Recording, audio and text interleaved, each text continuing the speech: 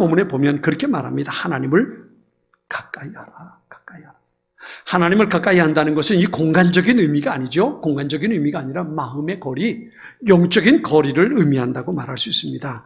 마음을 하나님께 가까이 두고 하나님과 친밀하게 지내는 것을 말하지요. 신앙생활의 가장 중요한 핵심은 하나님과의 관계입니다. 내가 하나님과 어떤 관계를 맺고 있느냐에 따라서 내 신앙생활의 모습이 달라질 수 있는 겁니다. 신앙생활의 핵심은 하나님과의 관계입니다. 하나님과 바른 관계 가운데 있다면 내가 다른 사람들과의 관계 속에서도 원만하게 이루어갈 수 있습니다.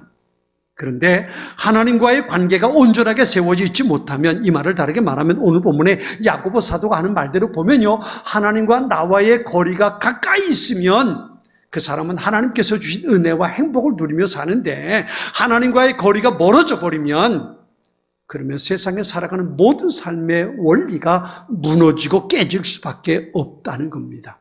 그러니까 내 삶의 가장 중요한 기초는 하나님과 나와의 관계입니다. 내가 얼마나 하나님과 가까이 있는가, 이것이 가장 중요하다는 겁니다. 오늘 본문에 야고보서 그래서 그렇게 말합니다. 너희는 하나님을 가까이 해라. 그러면 하나님께서도 너희를 가까이 하실 것이다 라고 말합니다. 사랑하는 여러분, 우리가 하나님을 가까이 하면 전능하신 하나님이 우리와 가까이 계신다는 겁니다. 이걸 쉽게 아이들 말로 표현하면 그거예요. 내가 하나님 편이 되면 하나님도 내 편이 되어주신다는, 내 편이 되어주신다는 겁니다. 시편 73편에 이렇게 말해요. 하나님을 가까이 하는 것이 복이다 라고 말합니다. 가까이 하다라는 말은요, 이 문자적인 의미를 찾아보면 어떤 거냐면요, 밀착돼서 견고하게 붙어있는 상태를 말하는 겁니다. 이만큼 떨어져 있는 것을 말하는 게 아닙니다. 가까이 하다라는 말은 붙어있는 겁니다. 그래서 웬만하면 이게 떨어지지 않는 거예요. 이게 바로 가까이 한다는 의미입니다. 내가 하나님과 밀착되어서 어떤 상황 속에서도 하나님과 떨어지지 않는 것, 이것이 바로 하나님을 가까이 하는 사람의 모습이라는 겁니다. 이렇게 하나님을 가까이 할 때 무슨 일이 벌어질까요? 지난번에 한번 텔레비전 프로를 봤어요. 여러분도 아마 보는 분들이 계실 텐데, 그 프로를 보다 보니까 아니 놀라운 게 있더라고요. 그게 뭐냐면, 여러분, 하이에나라는 놈 알잖아요. 이 하이에나. 개보다 조금 크죠? 그죠? 개보다 좀 큰, 이제 그런 녀석이죠? 뭐 사자나 호랑이 이것만 못하고요. 개보다 좀 큰 녀석입니다. 늑대, 그 정도 되는 녀석이지요. 그런데 이 하이에나가 코끼리를 잡아먹어요. 코끼리는 이 하이에나보다 몇 배 덩치가 큽니다. 그런데 그런 코끼리가 하이에나의 사냥감이 되고 먹이가 되는 거예요. 와, 저 작은 놈이 어떻게 저 큰 덩치를 잡아먹을까? 근데 봤더니요, 방법이 있더라고요. 감히 코끼리에게 달려들지 못해요. 달려들지 못하는데 코끼리는 떼를 지어 다니거든요. 그러니까 달려들지 못해요. 그런데 어쩌다가 그 코끼리 가운데 한 마리가 떼에서 떨어져 나오는 거예요. 좀 거리가 떨어져 버렸어요.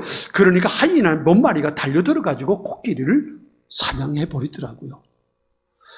그 모습을 보면서 아무리 덩치가 큰 코끼리라도 코끼리 떼에서 떨어지면 하이에나의 사냥감이 되는구나, 그걸 볼 수 있었어요.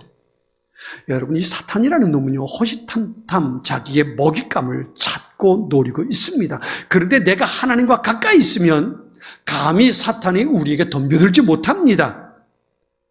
그런데 하나님으로부터 떨어져 있으면 사탄이 달려들어서 우리를 먹잇감 만들어 버릴 수 있다는 겁니다. 하나님의 백성이 하나님과 멀리할 때 영적인 힘이 사라져 버리기 때문에 그렇습니다. 사탄은 바로 그 틈을 노리는 겁니다. 시편 73편 27절에 이렇게 말씀하세요. 주를 멀리하는 자는 망할 것이라고 말씀하십니다. 오늘 보면 7절은 그렇게 말해요. 마귀를 대적하라고 말합니다. 그러면서 8절에 가서 하나님을 가까이 하라고 말하는 겁니다. 내가 하나님을 가까이 하면 하나님 내 편 되셔서 나를 보호하시고 나를 지키셔서 사탄의 어떤 공격으로부터도 우리가 넘어지지 않도록 지켜주신다는 겁니다. 창세기 3장에 아담과 하와의 이야기가 나오죠. 아담과 하와, 하나님께서 만들어주신 에덴 동산에서 그는 얼마나 행복했을까요? 에덴 동산은요, 하나님께서 아담과 하와가 살아갈 때에 가장 행복하게 살 수 있도록 모든 조건을 만들어 놓은 동산입니다. 거기서 아담과 하와는 하나님과 교제하고 하나님과 함께 동행하며 사는 동안 그는 행복했습니다. 그런데 이 아담과 하와가 누구에게 시선을 줬냐면 사탄에게 시선을 주는 겁니다. 사탄의 말에 귀를 기울여 버렸습니다. 그리고 나니까 하나님께서 주신 에덴 동산을 잃어버리고 마는 겁니다. 하나님과 교제하고 하나님과 동행하는 동안 에덴 동산은 그들에게 행복의 동산이고 축복의 동산이었습니다. 그런데 하나님이 아니라 사탄의 말에 귀를 기울이는 순간 그는 하나님으로부터 주신 그 놀라운 은혜를 잃어버리게 되고 만 겁니다. 하나님의 사람 야곱에게 12명의 아들이 있었지만 딸은 하나밖에 없었지요. 디나라고 하는 딸입니다. 그런데 이 야곱이 자기 가족들을 데리고 가나안 땅에 돌아와서 세겜성, 이 세겜에 머물 때에 그만 이 딸 디나가 세겜성 추장의 아들에게 성폭행을 당하게 되는 일이 벌어집니다. 그런데 이 디나가 그렇게 성폭행 당하는 이유에 대해서 성경은 이렇게 말합니다. 창세기 34장 1절에 보면요. 레아와 야곱 사이에서 태어난 딸 디나가 그 땅의 여자들을 보러 나갔다라고 말합니다. 디나가 장 보러 간 거 아닙니다. 아버지 심부름 간 거 아닙니다. 기도처 찾으러 나간 게 아니에요. 그 세겜성에 있는 자기 또래 친구들을 찾아서 나간 겁니다. 아브라함은 자기 아들 이삭을 장가 보내기 위해서 며느리감을 찾아오는데 자기 종 엘리에셀에게 한 가지 조건을 내겁니다. 그게 뭐냐면 가나안 땅 여자는 말고 그랬어요. 가나안 땅 여자는 안 된다는 겁니다. 여기 가나안 땅에 사는 여자는 말고 내 가족들, 내 친척에게 가서 내 아들의 아내감을 찾아와라 라고 말합니다. 그런데 여기 야곱의 딸 디나는 가나안 땅 여자 친구를 찾기 위해서 나갔다가 그만 성폭행을 당하고 만 겁니다. 더 끔찍한 것은요, 이 성폭행 사건이 벌어지고 난 다음에 야곱의 아들들이 세겜성에 있는 모든 남자를 죽이는 이런 비극이 일어나고 맙니다. 이 일이 일어났을 때에 야곱의 마음이 얼마나 다급했을까요? 그때 하나님께서 야곱을 찾아오셔서 창세기 35장 1절에 이렇게 말씀하십니다. 일어나 베델로 올라가서 거기 거주하며 내가 네 형 에서의 낯을 피하여 도망하던 때에 내게 나타났던 하나님께 거기서 제단을 쌓으라 그럽니다. 야곱이 하나님의 음성을 듣고 깨닫는 게 있습니다. 왜 내 딸이, 왜 우리 아들들이, 왜 우리 가정이 이런 어려움을 겪게 되었을까? 이유를 찾아낸 겁니다. 그게 뭐냐면 하나님으로부터 떨어져 있었다는 겁니다. 하나님과 약속한 베델에 올라가서 거기서 하나님 앞에 제단을 쌓고 거기서 하나님과 동행하는 삶을 살아야 되는데 거기 올라가지 않고 여기서 사는 게 좋사오니 그리고 세겜의 삶의 터전을 닦아버리고 말았단 말이에요. 그렇게 하나님으로부터 떨어지고 나니까 야곱의 가정에 어려운 일이 생기게 되고 말았던 겁니다. 사랑하는 여러분, 하나님을 믿는다고 하면서도 하나님과의 관계가 멀어져 있는 사람은 여지없이 사탄의 시험에 빠져버리게 되고 그리고 그 시험에 무너지게 되는 겁니다. 그러나 하나님을 가까이 아는 사람, 늘 하나님과 동행하는 사람은 어떤 어려움 속에서도 하나님의 돌보심 가운데 승리하는 복된 삶을 살 수 있는 겁니다. 야고보는 이렇게 말합니다. 하나님을 가까이 하라. 그리하면 너희를 가까이 하시리라 그랬어요.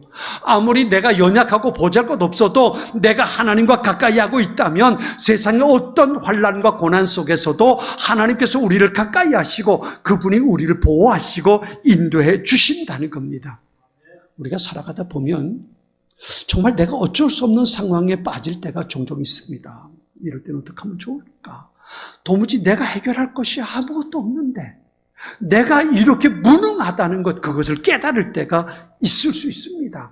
정말 누군가 도와줄 수 있었으면 좋겠다. 누가 도와줄 수 있을까? 라고 나를 도와줄 사람을 찾을 때가 있습니다. 그런데요, 잘 들으세요. 그럴 때에 기도하는 사람과 그리고 내가 도와줄 사람을 찾아가는 사람과 그것도 찾지 못해서 낙심하는 사람들이 생겨날 수 있습니다. 어떤 사람이 기도하고 어떤 사람이 사람에게 SOS를 청하고 어떤 사람이 낙심할까요? 낙심하는 사람은요, 아무도 옆에 있지 않다고 생각하는 사람은 낙심하고 절망할 겁니다. 누구도 나를 도와줄 사람이 없다고 생각할 때 그 사람은 낙심하는 겁니다. 그런데 내 이웃 누가 있지? 누가 나를 도와줄 수 있을 거야. 그리고 그 사람을 찾아가는 사람이 있습니다. 그리고 하나님 앞에 기도하는 사람이 있습니다. 무슨 차이일까요? 내 마음의 거리에 하나님을 가까이 하고 있는가, 사람을 가까이 하고 있는가의 차이입니다. 하나님을 가까이 하고 있는 사람은 어려움을 당할 때 하나님 앞에 기도합니다. 그런데 하나님을 가까이 하고 있지 않는 사람은 어려움 당할 때 누군가에게 도움을 청하게 되는 겁니다. 마가복음 4장에 보면 마태복음 8장에 똑같은 이야기가 나오는데요. 예수님과 제자들이 배를 타고 갈릴리 호수를 지나갈 때의 이야기입니다. 예수님 피곤해서 배 밑에 주무시고 계셨어요. 그런데 그때 아주 강한 바람이 갈릴리 호수를 불어서요, 파도가 일어나고 그 파도로 인해서 배 안에 물이 점점 차오르게 됩니다. 제자들이 얼마나 두려웠을까요? 혼비백산해가지고 배 밑에서 주무시는 예수님을 깨우는 겁니다. 좀 일어나십시오. 우리가 죽을 지경이 됐습니다. 일어나십시오. 두려워가지고 예수님을 흔들어 깨웠던 겁니다. 그런데요, 잠에서 깨어난 예수님께서 제자들이 이렇게 말씀하십니다. 어찌하여 무서워하느냐, 믿음이 작은 자들아. 어찌하여 무서워하느냐, 믿음이 작은 자들아. 그리고 예수님께서 바람과 바다를 꾸짖으셔서 잔잔하게 만들어 주셨습니다. 왜 예수님께서 제자들에게 믿음이 작은 자들아 라고 책망하셨을까요? 한 가지입니다. 자기들과 함께 계신 예수님이 어떤 분인지 그들은 몰랐던 겁니다. 예수님과 함께 있었지만 그분이 어떤 분인지 그들은 몰랐던 겁니다. 예수님에 대한 온전한 믿음을 가지고 있지 못했습니다. 예수님께 도와달라고 도움을 요청하는 것이 아니라 자기들이 지금 태풍으로 인해서 빠져 죽을 지경이 됐으니까 좀 일어나서 좀 바가지 가지고 물이라도 퍼내라고 예수님을 깨웠던 거거든요. 두려움에 가득 차버린 제자들이 예수님을 그래서 깨웠던 겁니다. 만일 예수님께서 바람과 바다를 잔잔하게 하실 수 있는 능력이 있는 분이라는 것을 그들이 믿었다면 두려움 속에 예수님을 깨우지 않았을 겁니다. 예수님 앞에 도움을 청했을 겁니다. 선생님, 일어나셔서 도와주십시오. 그렇죠? 우리는 알 수 없지만 선생님은 하실 수 있지 않습니까? 그리고 깨웠을 겁니다. 그런데 그게 아니라 제자들은 두려움에 가득 차서 예수님을 깨웠던 겁니다. 예수님께서 바람과 바다를 잔잔하게 만들고 난 후에 그 뒤에 이런 말씀이 있어요. 사람들이 예수님을 보고 저가 누구이기에 바람과 파도가 명을 쫓을까라고. 그러니까 예수님에 대한 온전한 믿음이 그들에게 없었던 겁니다. 하나님을 가까이 아는 사람은 어떤 일이 있어도 두려워하지 않습니다. 하나님께서 나와 함께 계심을 믿기 때문에 두려움이 아니라 하나님을 바라보고 괜찮아, 하나님께서 함께 계시잖아, 그러면서 평안할 수 있는 겁니다. 사랑하는 성도 여러분, 하나님께 피하는 자는 하나님의 돌보심을 받습니다. 그 사람이 하나님의 살아계심을 경험하게 되는 겁니다. 시편 121편 우리가 잘 아는 말씀인데 이 말씀이 우리에게 얼마나 큰 격려가 되는지 모릅니다. 제가 한번 읽어볼까요? 내가 산을 향하여 눈을 들리라. 나의 도움이 어디서 올까? 나의 도움은 천지를 지으신 여호와에게서로다. 여호와께서 너를 실족하지 아니하게 하시며 너를 지키시는 이가 졸지 아니하시리로다. 이스라엘을 지키시는 이는 졸지도 아니하시고 주무시지도 아니하시리로다. 여호와는 너를 지키시는 이시라. 여호와께서 네 오른쪽에서 네 그늘이 되시나니 낮에 해가 너를 상하게 하지 아니하며 밤에 달도 너를 해치지 아니하리로다. 여호와께서 너를 지켜 모든 환난을 면하게 하시며 또 네 영혼을 지키시리로다. 여호와께서 너의 출입을 지금부터 영원까지 지키시리로다. 아멘. 아멘. 하나님을 가까이 아는 사람은 어떤 환경, 어떤 상황 속에서도 흔들리지 않습니다. 넘어지지 않습니다. 왜냐하면 하나님께서 그를 붙들고 계시기 때문입니다. 이런 복을 누리고 사는 우리 여의도 제1의 가족들 될 수 있기를 축원합니다. 그렇다면 어떻게 하나님을 가까이 할 수 있을까요? 오늘 보면 8절 이렇게 말해요. 하나님을 가까이 하라. 그리하면 너희를 가까이 하시리라. 죄인들아 손을 깨끗이 하라. 두 마음을 품은 자들아 마음을 성결하게 하라 했습니다. 두 마음을 품은 자가 되지 말아야 합니다. 하나님을 믿는다고 하면서도 두 마음을 품고 있다면 그 사람은 결코 살아계신 하나님의 역사를 경험할 수 없습니다.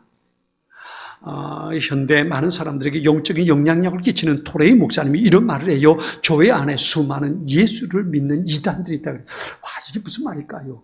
예수를 믿는다고 하면서도 이단들이 교회 안에 많다는 거예요. 무슨 말이냐 하면 두 마음을 품고 교회 안에 있는 사람들이 많다는 겁니다. 어떤 마음일까요?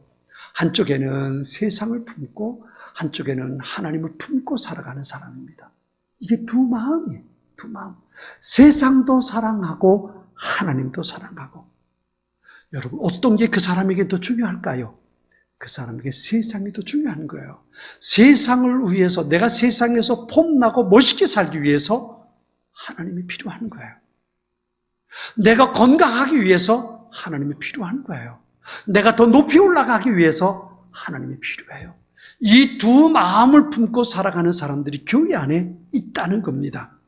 그러나 이렇게 신앙생활하면 결코 그 사람은 하나님께 가까이 갈 수 없습니다. 하나님께서 그의 보호자가 되는 소중한 은혜를 경험할 수 없습니다. 마태복음 15장 8절에 예수님이 이렇게 말씀하세요. 이 백성이 입술로 나를 존경하지만 마음은 내게서 멀다 그랬어요. 기도하지만 찬송은 부르지만 하나님을 사랑한다고 말은 하지만 그러나 그 사람의 삶은 하나님을 향하지 않고 여전히 세상을 향하고 자기 중심적인 삶을 살아가고 있다는 겁니다.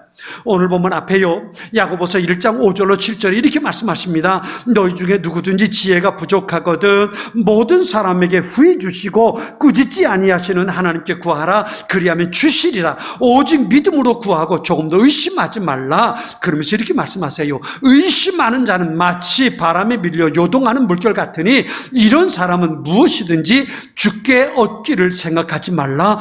두 마음을 품어 모든 일에 정함이 없는 자로다 그랬어요.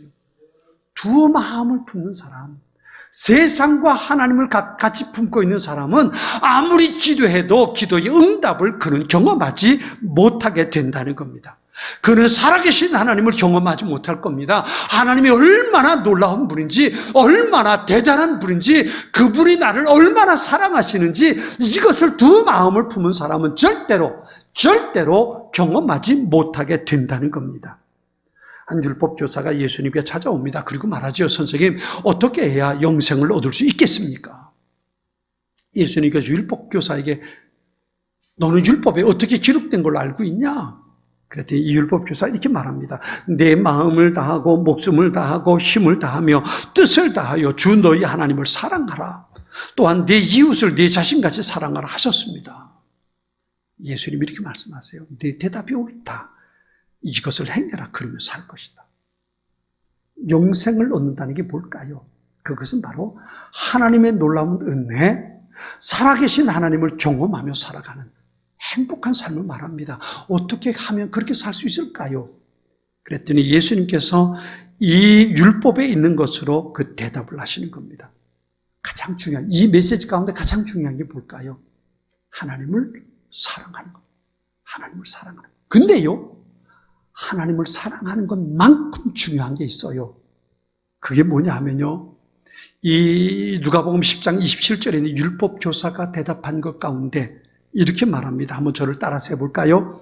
내 마음을 다하며 목숨을 다하며 힘을 다하며 뜻을 다하여 주 너희 하나님을 사랑하라. 여러분, 이 말씀 가운데 중요한 게 뭘까요? 다하며라는 말입니다.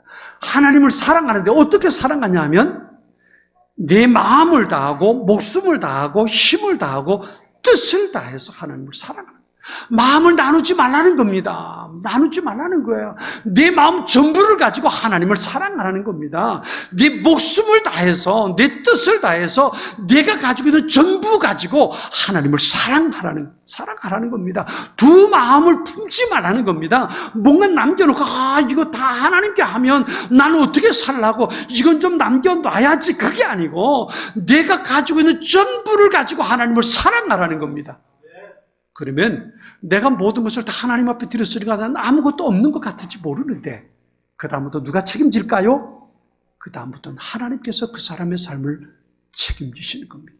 그때부터 살아계신 하나님께서 그의 삶을 이끌어 가시는 겁니다. 핸들링 하시는 겁니다. 그가 부족할 때 하나님께서 채우실 것이고, 그가 어디로 가야 할지 모를 때 하나님께서 방향을 제시해 주실 것이고, 그가 어려운 일을 당할 때에 하나님께서 그 길을 열어주시게 될 겁니다. 이것이 바로 하나님을 가까이 하며 살아가는 사람의 모습입니다. 오늘 보면 9절에 이렇게 말씀하세요. 슬퍼하며 애통하며 울지어다. 너희 웃음을 애통으로, 너희 즐거움을 근심으로 바꿔라 라고 말합니다. 두 마음을 품고 살아갈 때에 내게 주시는 하나님의 은혜가 더 이상 없다는 것을 깨달았다면, 그렇다면 슬퍼하고 애통하며 울어야 한다는 겁니다. 무슨 말이에요? 내가 그렇게 살지 못했던 것을 회개하고, 내가 온전한 마음으로 하나님을 사랑하고 하나님께 더욱 가까이 나아가라는 겁니다. 오늘 보면 10절은 이렇게 말합니다. 주 앞에서 낮춰라, 그리하면 주께서 너희를 높이시리라 말씀하세요. 내가 하나님 앞에 교만해서 내가 뭔가를 남겨놓고 그리고 주님 앞에 있는 그 어리석음이 있다면 나는 절대로 하나님과 가까이 갈 수 없습니다. 내 모든 것을 내려놓고 나는 할 수 없지만 하나님 당신은 할 수 있습니다. 내 모든 것을 가지고 하나님을 사랑하고 주님 앞에 무릎 꿇을 때에 하나님께서 그를 능력의 손으로 붙잡으시고 그를 높여주신다는 겁니다. 교만한 사람은 내가 했다고 자랑합니다. 그러나 겸손한 사람은 하나님의 은혜라고 고백하는 겁니다. 여러분의 삶이 흔들리지 않고 안정되길 원하십니까? 여러분이 예수 믿는 사람의 행복한 그 삶을 살아가길 원하십니까? 그렇다면 하나님을 가까이 하십시오. 그 사람은 어떤 일을 만나도 결코 흔들리지 않습니다. 불안해하지 않습니다. 왜요? 전능하신 하나님이 그를 붙들고 있기 때문에 그렇습니다. 좀 전에 우리가 불렀던 찬양 그 시편 121편은 그렇게 말합니다. 내가 산을 향하여 눈을 들리라, 나의 도움이 어디서 올까? 그랬습니다. 이건 예루살렘 성전에 올라가는 순례자가 부르는 노래입니다. 예루살렘 성전은 산 위에 있습니다. 시온산 위에, 산 꼭대기에 예루살렘 성전이 있습니다. 그 성전을 향해 가면서 시온산을 보는 겁니다. 이건 난공불락의 요새입니다. 그러니까 예루살렘 성전에 올라가면서 그 시온산을 보는 겁니다. 와, 저 시온산 때문에 예루살렘이 늘 안전하지 이 마음을 유대인들은 가지고 있습니다. 그 예루살렘 성전을 향해 올라가면서 예루살렘 성전을 지켜주는 시온산을 보는 겁니다. 그러면서 내가 산을 향하여 눈을 들리라, 나의 도움이 어디서 올까라고 노래합니다. 예루살렘 성전을 지켜주는 시온산을 보면서 노래하는 겁니다. 그런데 시편 기자는 그렇게 노래해요. 시온산이 예루살렘 성전을 지켜주는 것이 아니라 그 산을 만드신 하나님께서 예루살렘 성전을 지켜준다고 고백하는 겁니다. 여러분, 우리가 가지고 있는 모든 환경들이 나를 지켜주는 것 아닙니다. 내가 건강하다고요? 우리의 건강은 언제 무너질지 모르는 겁니다. 내 삶의 환경이 든든하니까 나는 걱정 없다고요? 이 환경은 언제 무너질지 모르는 연약한 것들입니다. 그 모든 것을 만드신 하나님, 그 모든 것의 주인 되신 하나님, 그 하나님이 나를 지켜주실 때에 우리는 비로소 평안할 수 있고 우리는 비로소 그 안에서 행복한 삶을 살아갈 수 있는 겁니다. 그렇기 때문에 내가 하나님을 가까이 하며 살아갈 때 하나님께서 나를 지켜주실 것이고 그분이 나의 보호자 되실 것이고 그분의 능력이 나로 하여금 승리하도록 도와주시게 될 것입니다. 악한 사탄으로부터 넘어가지 않고 승리의 삶을 살기 원하십니까? 그렇다면 하나님을 가까이 하십시오. 하나님을 가까이 함으로 하나님께서 주신 은혜를 누리며 살아가는 그 사람이 행복한 사람이고요. 그 사람만이 복음을 전하는 전도하는 사람이 될 수 있는 겁니다. 봐라, 내가 하나님께서 주신 은혜 가운데 살고 있지 않냐. 내 삶이 이럴지라도 난 괜찮아. 왜? 하나님이 나와 함께 계시니까 난 언제나 괜찮아. 너도 그렇게 살았으면 좋겠어. 이 사람이 전도하는 사람이 될 수 있는 겁니다. 내 마음에 자리 잡으려고 하는 세상의 모든 거 다 밀어내고 하나님으로 하여금 내 마음을 가득 채워갈 수 있어야 합니다. 하나님의 말씀이 내 안에 들려져야 되고 그리고 하나님의 소원이 내 안에 늘 채워져야 되고 내가 어떤 상황 속에서도 하나님의 이름을 부르며 기도하는 일들이 쉬지 않아야 되는 겁니다. 그럴 때에 우리는 더욱 하나님과 가까이 나아갈 수 있고 그리고 그 하나님께서 내 삶을 이끌어 가시는 것을 우리가 경험할 수 있게 되는 겁니다. 이 믿음, 이 축복이 저와 여러분에게 될 수 있기를 주님의 이름으로 축원합니다. 지금은 선교 헌금 시간입니다. 이 예배를 통해 삶 가운데 은혜와 회복이 충만하시길 간절히 기도합니다.